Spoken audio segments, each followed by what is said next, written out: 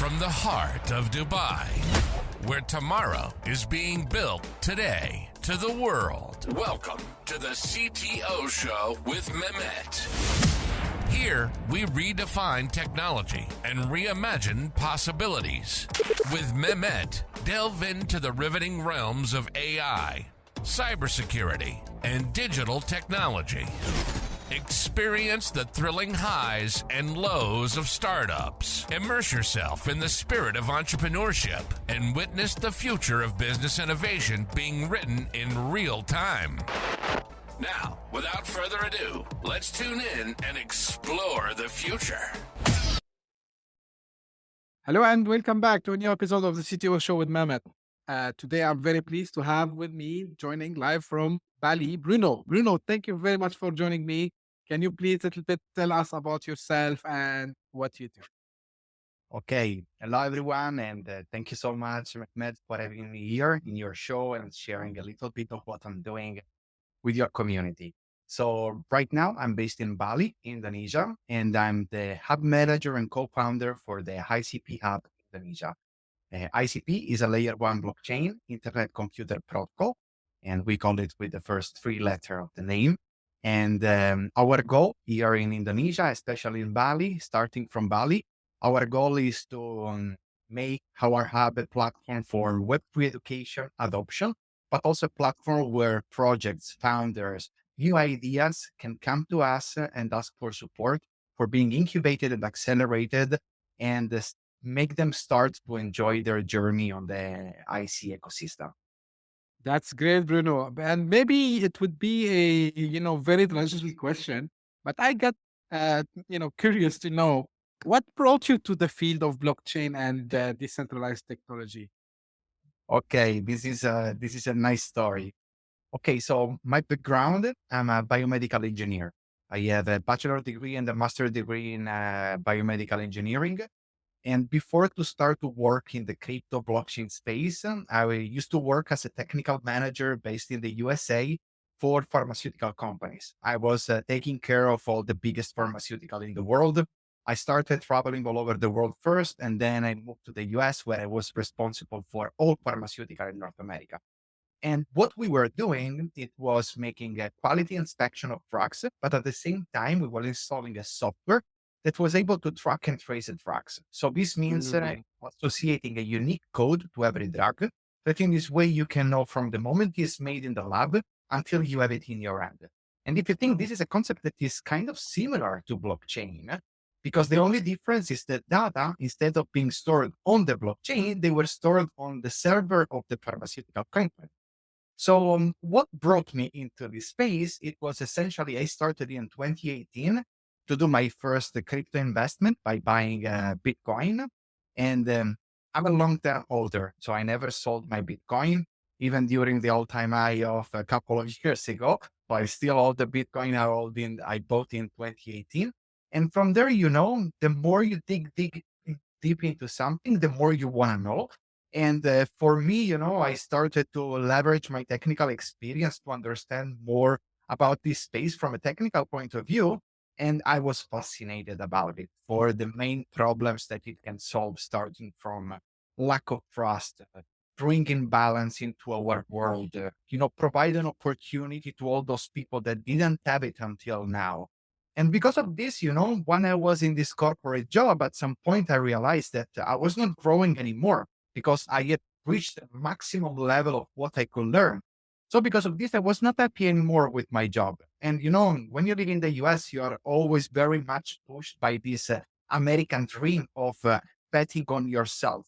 Let's not talk about the old American dream. Let's talk about the new idea of American dream.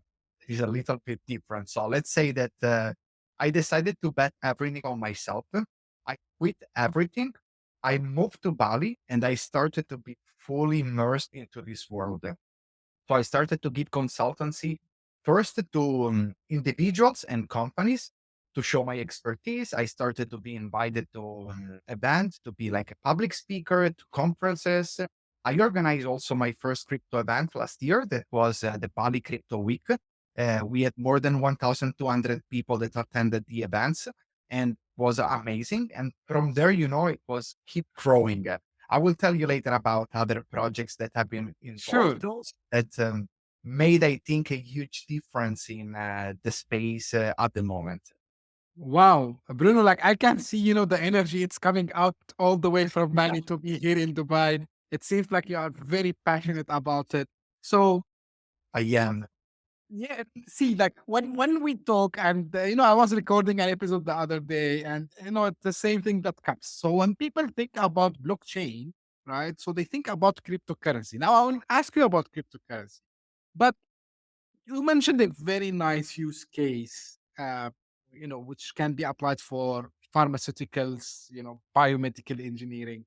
But if we want today to explain it to someone in a more simple way, Yeah, this yeah. concept of Don't worry. blockchain.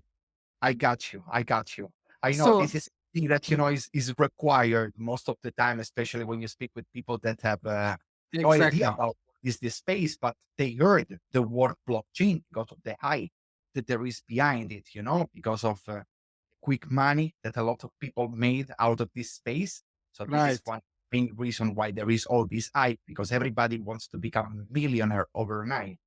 But let's say that moment has finished, guys. So you can still make money, but you gotta make money in the smart way. But if I want to give a simple definition, like this is a definition that I think even at 5 years old can understand. So basically, what is a blockchain? The main definition of a blockchain is that it's a ledger. But people will ask, yeah, but what is this ledger? So let's yes, imagine just that this blockchain is like you having a huge notebook where you can write every kind of information you want inside it. But when you write this information, you write them with like an indelible of a permanent marker to make sure that the information cannot be tampered. And this information are public, accessible to everyone. Like sometimes there is an example that I make, like let's imagine that we are playing to a game. Okay, it's me, you, and imagine other 20, 30 people. And we have one rule that every time before each one of us has to do a step, what is happening is that we need to check the result that has been recorded until that moment on the board. And we are each one of us owning, for example, a mobile phone where we can mm, always take a screenshot of this board. So what is happening is that every time before to do the next move, what each one of us has to do is to verify in the previous picture that the information are still the same, that nobody has tampered with them, nobody has yes, changed this information. So what is happening is that, for example, after a bit that we are playing, maybe there is a shady actor. Okay, someone that wants, to make something illicit, something that is not right. And when everybody is distracted, is going on this board and is modifying, for example, his value or is taking out some point from somebody else. So what is happening is that now is the time to play, and each one of us has still the previous picture of the result on the board. So we are checking this information and we notice that some values are different. And I have the same picture, you have the same picture, another 19 people have the same picture. So we can all say, look, something went wrong. Somebody changed this information. But we hmm can null this information and make sure that that fake result is not uploaded on the board. And here we have the main principle of a blockchain. So a network that is working peer to peer. So this means that all the people involved in the network, all the players, they all have the same value. So one, it's equal one. It's not that my response is better than the response of somebody else. And then there is another important thing, the consensus protocol. So this means that until it's reached a consensus by all the people involved in the network, we cannot move forward and approve all the other information that have been placed inside. So basically, blockchain is just a huge notebook where you can write every kind of information you want. Nobody can tamper them. Nobody can alter this information, can delete them, but they are public for everybody to see. Now, from this explanation, you can understand that basic blockchain can be applied to everything from healthcare to real estate, to storing data like certificates about your school degree, bachelor degree, master degree, information about your identity for government use, for financial transaction. So you just name the environment where you want to apply it, and you can find like a solution, like you can find with blockchain a solution to a problem that is existing. Because the main reason why blockchain was created, it was to bring back trust to the people. Because right now, what is our main issue? We don't trust anything. We don't trust the neighbors. We don't trust the news. We don't trust the media. We don't trust the government. And every time we always have to rely on a third party that is guaranteeing us that those information that they are giving us are real. But how do we know if this information are real? Now, thanks to blockchain, we can solve some of this problem because with blockchain, we know that there is no more middleman. Now there is just software code that is in the middle and is making sure that once the information are there, they are there for good and nobody can change them. Nobody can alter them according to the result that they want to show. Right. I think this is a very nice, detailed explanation, yet simple, I would say, Bruno. So guys, as you've seen, it's not only about cryptocurrency, right? So Oh, uh, absolutely. now, Cryptocurrency is just a consequence. This so is what so a lot of people don't understand. yeah. So, but the actually the concept of maybe cryptocurrency was the best or the better way to explain things, because usually they were telling people, I am A, you are B, and A want to send money to B, and usually you need a third party and someone can do there, and then I can send you the money directly. So maybe this is why people tied it to the cryptocurrency. um, but let's go one more step, in this decentralized technology, and talk about something which everyone call it as a DeFi or decentralized finance. So let's dig more into the DeFi and try to explain it also as well. So I truly believe that DeFi or decentralized finance is going to be the future. It's going to play a very important role in our future economy and in the way that transactions are made, but also in the way that money are being handled. Let me make an example to make you understand, or to make better understand to who is listening to us, how DeFi it can really, disrupt the world that is surrounding us. So let's make the example of the United States of America. So if you want to borrow some money, what do? You go to a bank and you ask for money.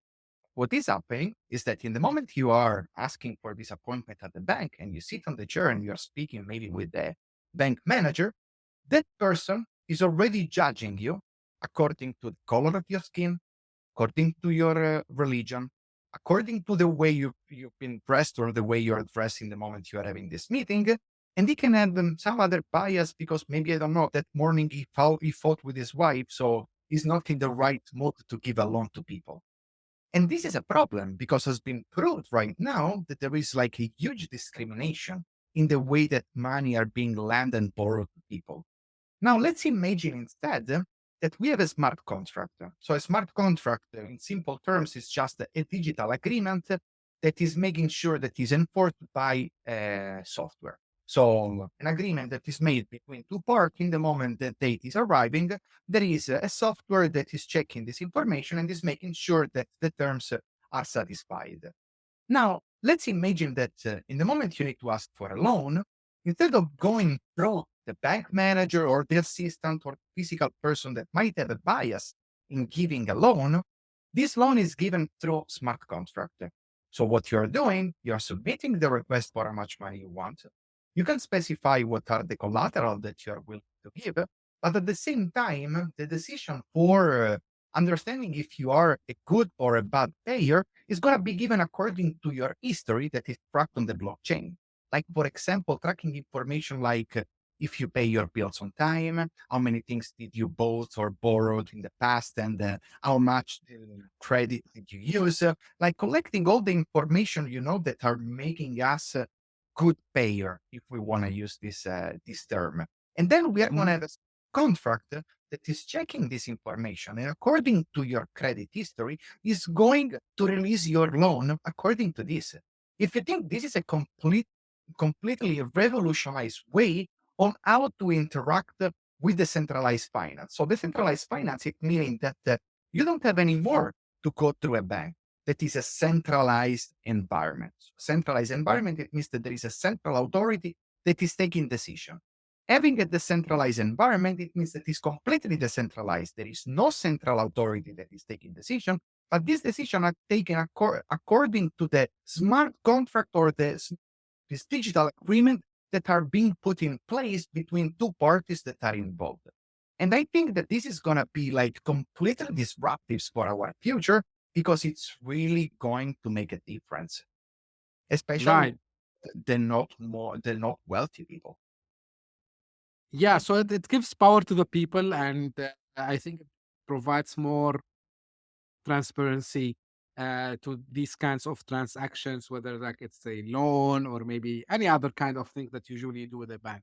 Now, one thing, and let me be a little bit the devil advocate here. So, don't you think, Bruno, that some of the scams that happened in cryptocurrency and even with some Web3 project have affected, the acceptance of people of the technology and how we can get back people to get trust in DeFi and blockchain? I have the reply by bringing regulation. That's how we are going to avoid that there is going to be all this scam. Because the reason why there has been so much scam, because this is the Wild West. There is no regulation. Everybody can do what they want. But the reason why we need regulation is for giving trust, first of all, to the institution and governments that can become the big player and that can push for the bigger adoption. Because when the little fish is seeing the whale moving in a certain direction, it's going to feel more trust. But at the same time, it's also, for preserving the status of all the little fish that are in the sea that maybe are approaching this space for experimenting or because they want to know what is happening. And they are willing to believe whoever is promising them something, because at the end, these people who are making promise, they know that nothing can be done to them. Nobody can, pursue them and say, hey, you did something wrong. This was not okay. So I think so. I agree with what you are saying that unfortunately all these scams that happen, they brought a bad name into the space. But it's also true that the space, all the blockchain and crypto space is working very hard to make sure that this kind of scam don't happen and to make sure that people are safe in the moment they're approaching this environment. But I think that what is really going to make a difference is to bring more regulation on board. I know that this might sound not in line with what some of the, let's say, the more decentralized people will say, because they want an environment that is fully decentralized. But unfortunately, an environment that is fully decentralized, it means that it's an environment that will not be safe, where the big fish that is coming and putting more money on the table, it's always going to be, the one that can do whatever they want. And we need to stop this kind of behavior. And the best way of doing it is by implementing some kind of regulation that will implement also some kind of punishment for these people. Of course, the punishment has to be according to what is the mistake, the scam that Right. has been formed. Like the guy that created the Silk Road website for 10 years ago, 15 years ago, when it was, is still in jail. And he will be in jail for life for just creating a website. Like, this is a really bad punishment, honestly. Considering that there are people like Sam from FTX that is just signing a deal, to don't reveal the name of the politicians that are involved, and we don't know what he's going to add. So from my point of view, the punishment must be, also according to what is the crime, of course. But we need regulation. This is the most important thing of all. We need to make sure that people feel safe, and they feel safe because at the end, even if we believe in decentralization, we believe in a world where there is no border, we still have, from each country we're coming from, there is always a government that in some way or another, it's supposed, Right. take care of us. It's supposed to take care of our interest. So this is what we want to see now. We want to see government more involved. We've seen the European Union with the MiCA coming out and already throwing out a little bit of clarification on how to use it. We have Hong Kong where, for example, new rules are coming out every day, and we can see that there is a more adoption for the crypto space. Unfortunately, we see countries like the USA that are, have been until now the one, bringing the flag of innovation on top of everyone.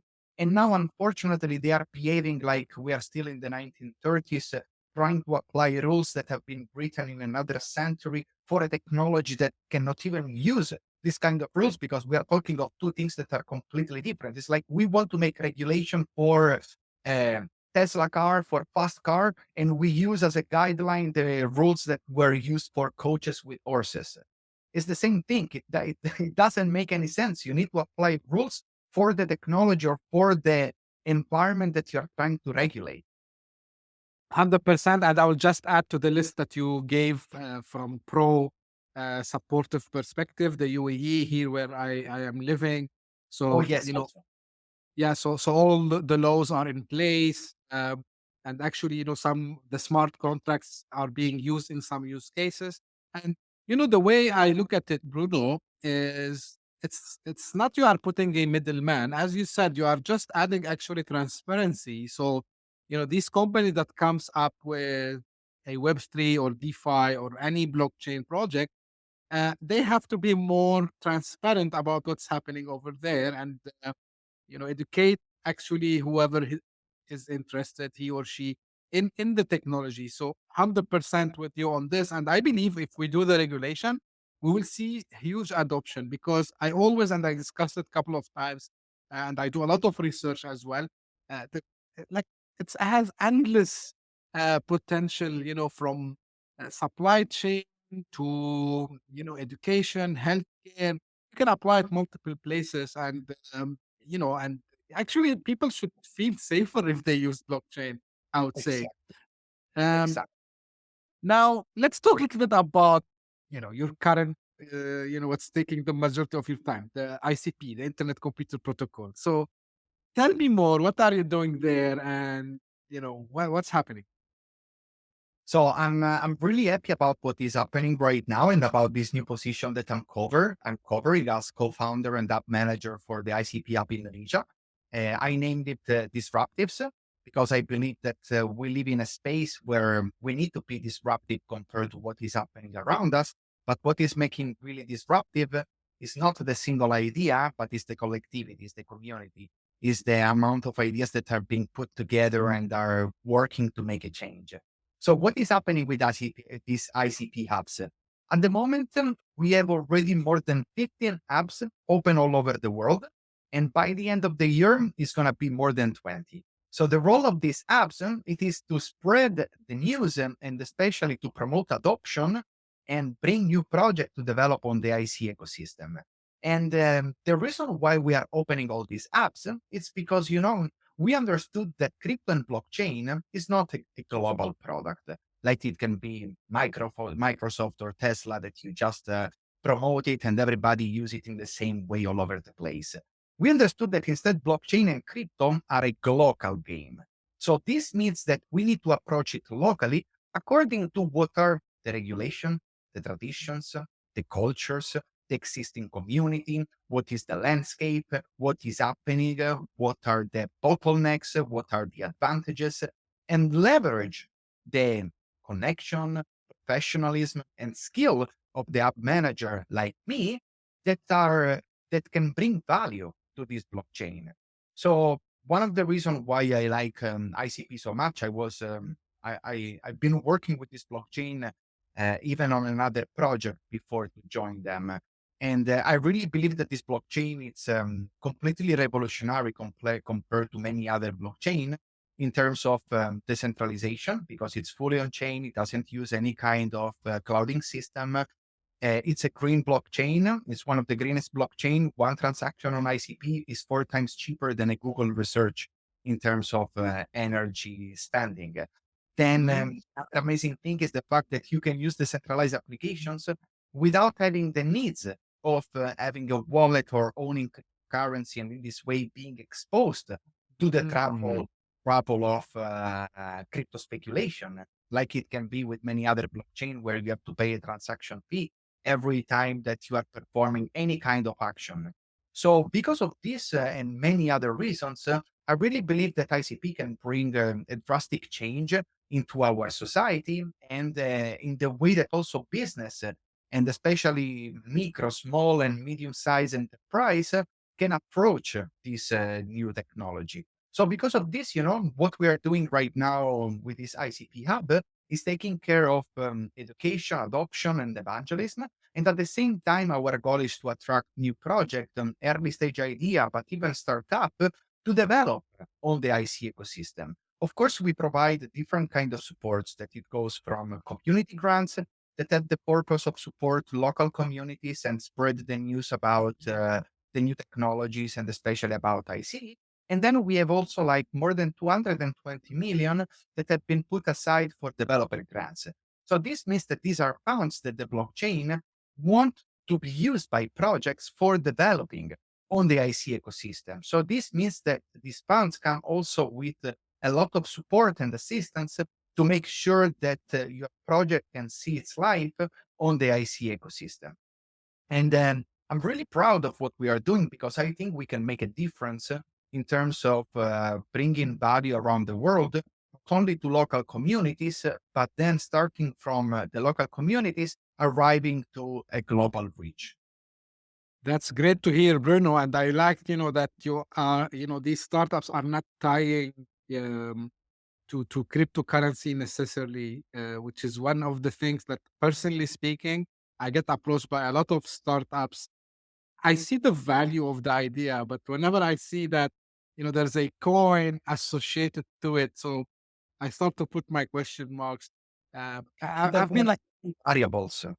That's yeah, why. because I've been skeptic a little bit about it. It's not because I don't trust the technology, but putting this, and I think maybe you will agree with me or no, but if a startup is talking too much about the value of the whatever cryptocurrency that they are developing more than the technology itself, this is turns like bad to them, right? Honestly, yes. Honestly, yes, because in the moment you're introducing a token, you know that you're introducing a lot of variables that if those have been not taught in the right way, they can really bring a lot of damage. That's why, I believe that first you develop the project, you develop the idea, you show that you have a solution. And maybe in a second stage, if it's really needed to have a coin or a token, then you can think about implementing one and offering it to your community. Like, look, with this point that you brought, if you want, I would like to Sure. introduce like one project that I've been working with it personally. I was the blockchain development manager, and we developed it on the Internet Computer Protocol. And this can be like a clear example of a project that is using blockchain and is not using any kind of coin or tokens. So the project is called Feder Italy, 100% made in Italy. And this is a project that has been created for giving back trust to the consumers that every day when they are buying Italian product and they are willing to spend more money to buy a product of quality, they don't have any certainty that the project that they are buying is really what they say it is. How many times it happens also to you or to all the audience that is listening to us that you go, for example, to buy some cheese or mozzarella, or you want to buy some salami, or you want to buy a piece of clothes or some furniture, and it's written that it's made in Italy. You see that there is a little flag, a brand, and you are willing to spend more money because you know this is a product that is coming from Italy. And then maybe if you read good where it was produced, you're buying a mozzarella that maybe is made in Ohio or is made in in Australia and it's not made in Italy, but that's just the name of Italy. And if you think this is a big problem, especially for Italy, because this problem is called Italian sounding, and this is a problem also for our economy. Because if you think, for example, the Parmigiano Reggiano, it's billing every year $3 billion. The fake Parmigiano Reggiano that I think a lot of people knows as the Parmesan, it's billing $2.5 billion a year. So this means that Wow. it's almost the same. And this is a damage for the Italian reputation, for the Italian economy, and especially it's a problem for all the micro, small, and medium-sized enterprise that are investing so much money and time in producing a product of quality, and then they cannot compete because maybe they're selling the same product at a different price. And Right. this would be like a real problem if you think. So what is the solution that we found? So Federically is a federation that is hosting more than 7,000 companies and business professionals as part of their network.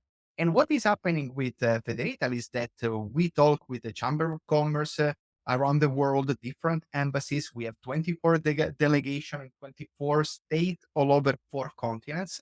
We are very well connected with the Italian Senate, the Italian Chamber of Deputies. We speak also with the European Parliament and the European Commission. We recently presented the project at the European Commission in Brussels like 1 month ago. And before this, we presented the project also at the Italian Senate in Rome, in Italy.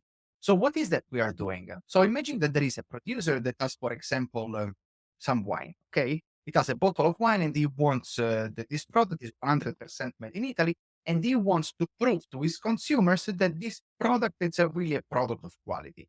So what this guy is doing is coming to Federitaly. Federitaly is putting in place an audit. So this means that during this audit, we are performing first a documental analysis from where the materials are arriving, what is the process, because with the documentation that is coming from the transportation, you can know from where a product is coming. So you can say the origin of this product is coming from Italy or is coming from China, Switzerland, or wherever it is. So what is Mhm. up? That in the moment we first check all the documental analysis, we say, okay, everything is good. Now we can move to the next step. We send one of our auditors to go directly on site. And when he will be on site, he will perform a visual inspection with pictures and videos. And again, by analyzing personally every process for making a certain product. And this is going to take the whole process, documental and visual inspection is going to take around 30 to 60 days, according to the amount of products that this company is going to certify. Once the information have been confirmed that the product is 100% made in Italy, we are going to upload all this information into a smart contract on the Internet Computer Protocol blockchain. A QR code is generated. This QR code is given to the producer that he can apply to on all the certified product and on all the marketing material. If you think right now, when you see a QR code on whatever product, there are 3 scenarios that are happening. Nothing is going on. You are being provided with a number that you don't know what to do with it, or you are just being redirected to the website of the producer. Imagine instead that now you are being redirected to a decentralized website that is fully on chain, so the user is not exposed anymore to the risk of a centralized website that is collecting information and everything they want, to gain power from the people. And then what is happening is that this decentralized website is speaking directly with the smart contract, is retrieving the information from the certification, is showing this certification in a customized UI UX page. And then you have that from there, not only you have the certificate with all the details of the certification, but we introduced also an experience page. And this experience page is a page where, for example, a producer can upload any kind of multimedia file from picture, videos, brochure, PDF, doc, whatever kind of multimedia file, completely on chain. So nothing is on external server where somebody can unplug it and the information are lost. So everything is on the blockchain. And this is a new way also promoting what is happening is that me, average consumer that wants to buy a product that is Italian and I see that it has the QR code of the 100% made in Italy certification, now I'm sure that when I'm buying this product is a product of quality, that all the information are on the blockchain, and I don't need any wallet or token to check this information like it would happen on any other blockchain. I'm just visualizing them and I'm not exposed to any kind of risk associated to cryptocurrency. And this is a great example for mass adoption because this is the main way people want blockchain. Apologize, they want to use blockchain knowing that they are not using blockchain. It's like, you go to take a plane, you don't go and knock at the cabin of the captain and say, "Hey, captain, please, can I check the engine before we fly?" No, you just go sit, fall asleep, and arrive to their destination. And the same thing has to be with blockchain. People need to use it without knowing that they are using it. Wow. Actually, this is a very good scenario, I would say, Bruno. Thank Um, you. And I actually from Very use proud of case, the product. yeah, you should, and it's a good use case to show on multiple things. Like first, protecting economy. Second, actually, you can even track this product. I mean, is it like from the origin where it came from or not? And now I'm even visualizing with you because maybe the factory can put, for example, a video or a photo of this cheese when it was actually maybe produced, right? So to add like this like, yeah, it's 100% made in Italy. And Additional information, that can make storytelling becomes more real. exactly. And guys, have you seen it or you heard it? Like, it doesn't have to put a coin into. Maybe in the future they could, like, kind of donation, maybe, right? Or Look, this is something that has been discussed, but briefly, in terms that maybe in the future, we can introduce some kind of coin or tokens, but that it can work similar to maybe a voucher, where, for example, companies can reuse this coin for buying another certification, because also the certification, it lasts only 1 year. And during this year, we do also random control to make sure that they are not, modifying anything from the moment that, Mhm. certification. That's good. That's good. Now, question is, because you act as an innovation hub and kind of an incubator, so you are accepting only local startups in Bali, or is it like something global you're doing? So look, for now we're because as I told you, there are many hubs in different regions. So each region now will have its own ICP hubs. So if you are coming, for example, from North America, you can speak with the ICP hub from North America. If you come from Latin Mhm. America, you can speak with the ICP hub from Latin America. And the same thing for any other region. So this means that for now I'm focused on incubating and accelerating projects that are coming from Indonesia. And if you think this is not a small job, because Indonesia is like the fourth most populated country in the world, 280 million people, 17,000 islands, the statistics are really great for this country. But in the future, let's say in the next 6 months, our goal it will be to start also an incubator accelerator that will work online. So this means that we will have also the possibility of sharing the knowledge that we will provide to local companies, also for people that are coming from other country or from other side of the world. That's good to know. Now, something maybe a little bit not directly related, but I'm sure like you would have some competitors, and you need to keep focusing on the industry trends. So how do you plan this? What is your strategic planning, strategy to keep up with all the trends that comes up, and maybe some competition as well? So the trick is always the same. Study a lot. So this is what I do. I really try to be always up to date with everything that is happening. And in terms of the competition, let's say that uh, I really believe that what ICP is bringing is it's different from other solution. So because of this, I know that we are working with a very reliable product that it can really make a difference. So at the end, the final choice of which blockchain to use or which blockchain to implement or what kind of deployment to do, the final choice at the end goes to the end user. And let's say that I don't want to put myself in a position where I'm saying to other competitor, if I want to use this word that, hey, me, it's me, and you, it's nothing. No, I'm always actually open for collaboration with everyone because I believe that the future will involve several of these technologies. I don't believe that there will be, the monopoly only of one blockchain or one protocol, but I believe like in the common working together with other blockchain. Like for example, Internet Computer Protocol recently launched the Bitcoin integration. So this means that without any bridges, you can use Bitcoin and all the advantages of the IC ecosystem. And very soon, the next months, we are going to come out also with Ethereum integration. So we will be able to speak directly with the smart contract on the Ethereum blockchain. And this will open the door to a lot of developers that are maybe not familiar with our ecosystem. They're more familiar with an ecosystem like the one of Ethereum, that it's and long term that is on the scene. So because of this, of course, it has like more people that are using it. But I think that with this integration, we are going to open the door to a lot of developers and communities and existing projects to explore also our solutions.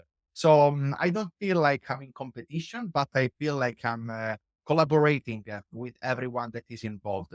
I believe that us all that are part of these different ecosystems that are involved with innovation and with technologies, I like to define ourselves as the pioneers of the futures. Because at the end, I believe that right now we are still in a phase where we are scratching the surface, and there is still so much that is going to happen that I think that the future is going to blow our mind. That's great. I like the idea of, collaboration. And because you brought this, so other than blockchain, Bruno, what is the other technology that, you feel also can have a lot of impact on I the think you future? know already what is the answer. It's, Is there any, there is the two letters more said.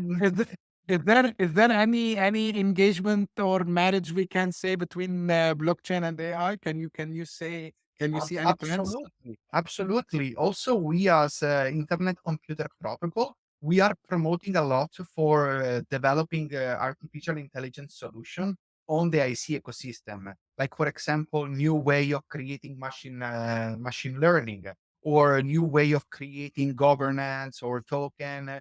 But especially the way where I really believe that artificial intelligence is going to make a difference in blockchain is going to be in the moment we have an artificial intelligence capable of translating automatically any kind of instruction into the right coding program for that specific blockchain. Or, for Mm. example, even for auditing code. At the end, smart contracts are public. So everything is public. So this means that if we have a tool that is using artificial intelligence for checking what is written inside the smart contract, you don't need to be anymore like, the greatest developer in the world to be able to know what is written in a contract. You can do it easily with artificial intelligence. And I know that solutions like these are already being deployed and that they are being improved every day. So I know that there is a lot of critics right now for artificial intelligence because everybody says it's gonna take your job, it's gonna take my job, it's gonna put people in the street. I actually believe the opposite because even if it's gonna replace some job, it's gonna create much more new jobs. At the end, this is the same thing that happened 30 years ago. When the new computers came out, if you remember, there were the first Microsoft programs like Excel, Office, Word, and people were like, oh, I don't need this. I still have my notebook. I don't need to write it down on the computer. And there were the people that, that were feeling that these tools, instead of enhancing their productivity, because this is actually what is happening when you use Word, Excel, or PowerPoint, you are enhancing the way you work on a presentation, you write documents, you report numbers. The same thing now is happening with artificial intelligence. Now we have a new tool that is allowing us to do everything in a shorter way with much bigger results. Of course, the human intervention is always going to be needed because artificial intelligence is lacking the common sense. It's lacking, everything that is making us humans unique.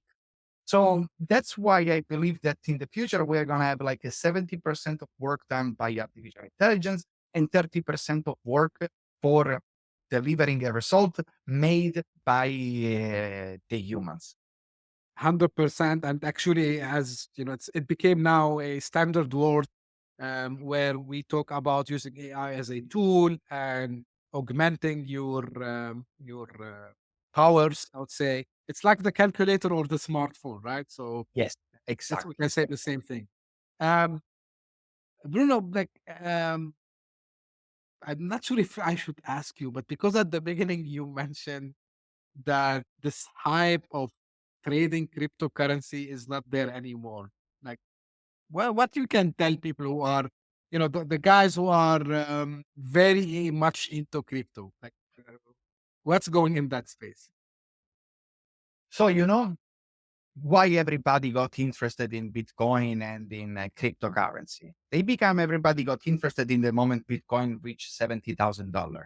because since the moment it was 80 cents, every year everybody was saying that Bitcoin was not going to die, that blockchain was not going to exist anymore, that cryptocurrency was a scam and this and that. Then, Bitcoin reached $70,000. We had an amazing bull market where a lot of people made lots of money even overnight. But the thing is that right now we are in bear market.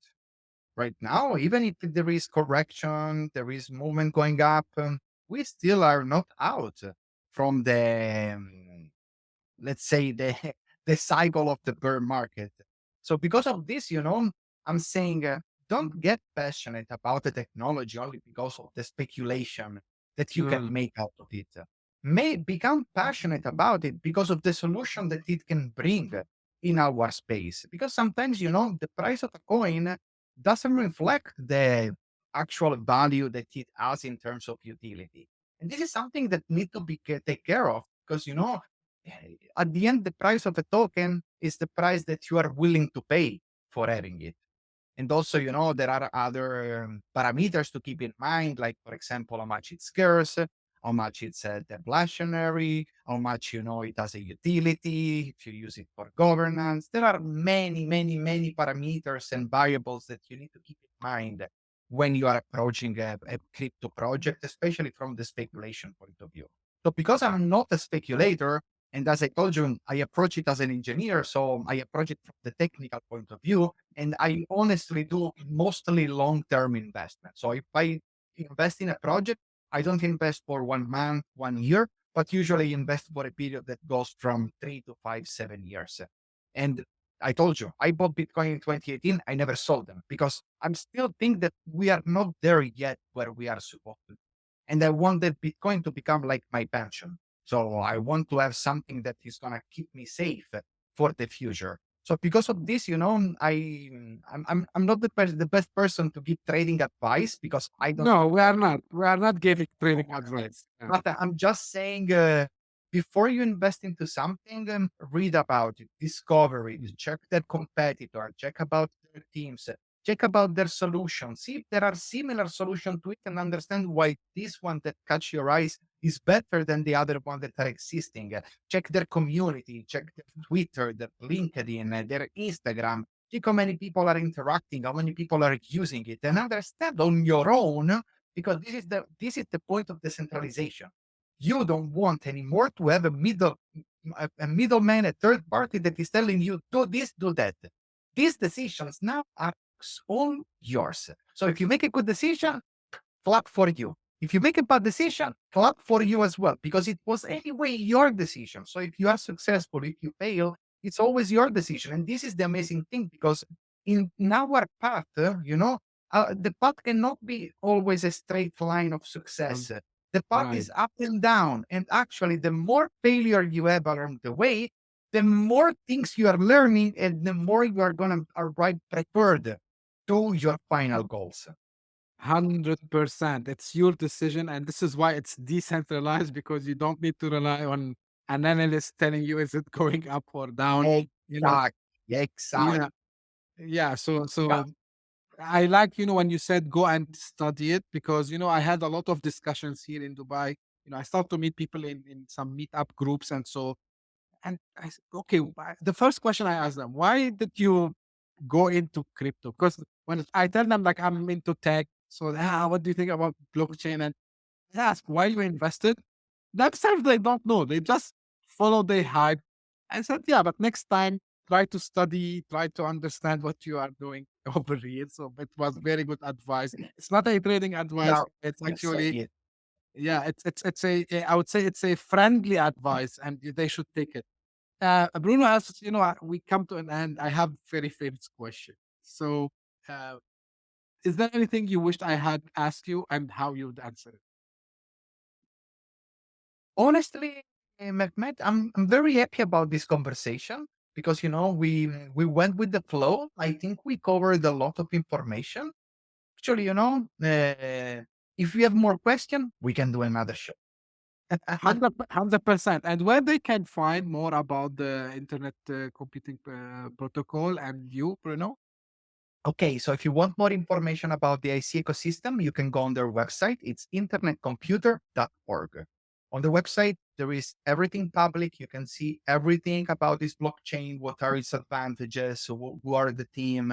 And what are the new things that are coming up? So please go and check the website because it's super cool. It's been designed really nice, and there is everything that you need to understand what is happening. And for reaching out with me, guys, you can contact me on LinkedIn. You can find me as Bruno Calabretta and reach out to me, send me a DM, book a call with me. Looking forward always to meet new people and to share more about what I'm doing and about the change that I'm trying to make in this world. Great. Thank you very much, Bruno, for your time today. And guys, I will make sure that the links that Bruno mentioned, they will be in the description of the episode. And please let me know how you think this episode went. I like to hear your feedback. And if you are interested in being a guest also on the show, don't be shy. Reach out to me. My guests are, from all over the place. So we can arrange for a time and we can do the recording. And as I say at the end of each episode, I hope you are enjoying and keep the feedbacks coming. Thank you very much. And we will meet again in the next episode soon. Bye bye. Bye bye.